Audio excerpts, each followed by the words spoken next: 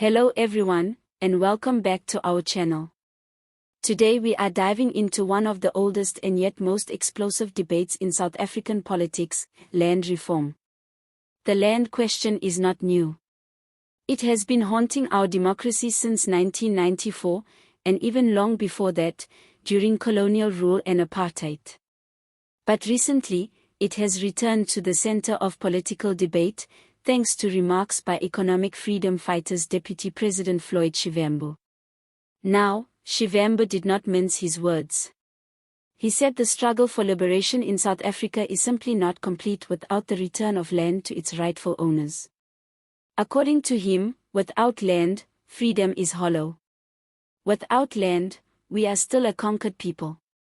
He called land dispossession the root of inequality, poverty, and economic exclusion, and he argued that unless South Africa tackles this issue head-on, true liberation will remain just a slogan.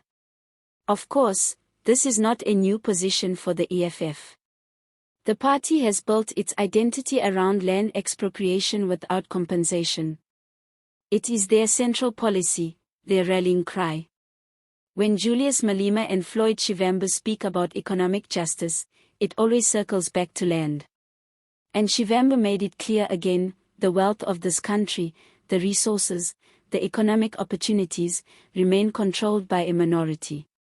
Until the land is redistributed, the majority will continue to live in the margins of the economy.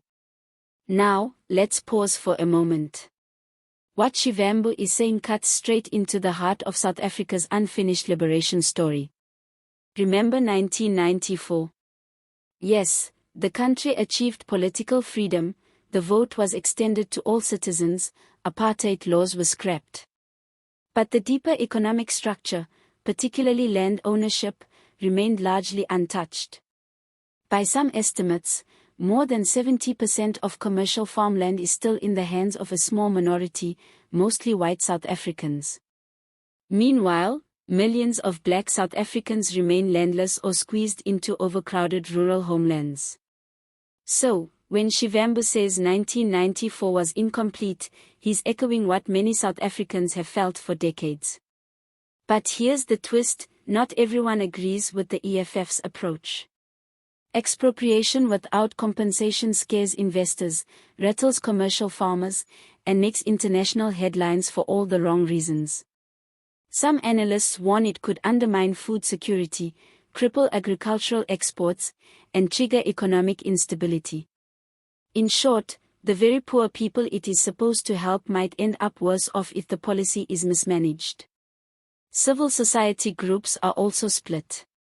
Some see Shivambu's fiery words as a necessary reminder that the liberation project is unfinished.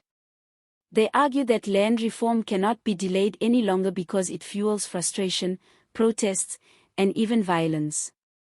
Others urge caution.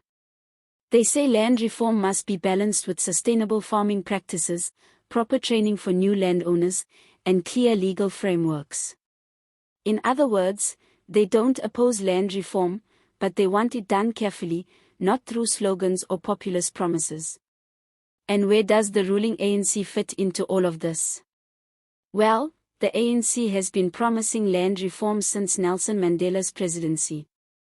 But here we are, 30 years later, and progress has been painfully slow. Land restitution claims drag on for decades. Redistribution programs are bogged down in bureaucracy, corruption, and lack of support for beneficiaries. For many, the ANC has lost credibility on the land issue, and the EFF knows it.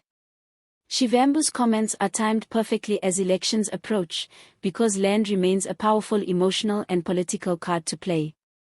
Now let's add some humor to the mix, because South African politics without humor is like pap without gravy. Shivambu says we're still a conquered people without land. Imagine you're at a braai and someone tells you they own the house, the fridge, and even the bowers, but you're only allowed to sit on the stoep and smell the smoke. That's basically the frustration landless South Africans feel. You can dance, you can sing, you can even vote, but when it comes to real ownership, you're still outside the gate. But jokes aside, land reform is one of those issues that can make or break governments. If handled properly, it could unlock economic growth, empower rural communities, and heal historical wounds. If handled recklessly, it could spark chaos, collapse food production, and drive investors away faster than you can say load shedding. That's why this debate has dragged on for so long, because no government has found the balance between justice and practicality.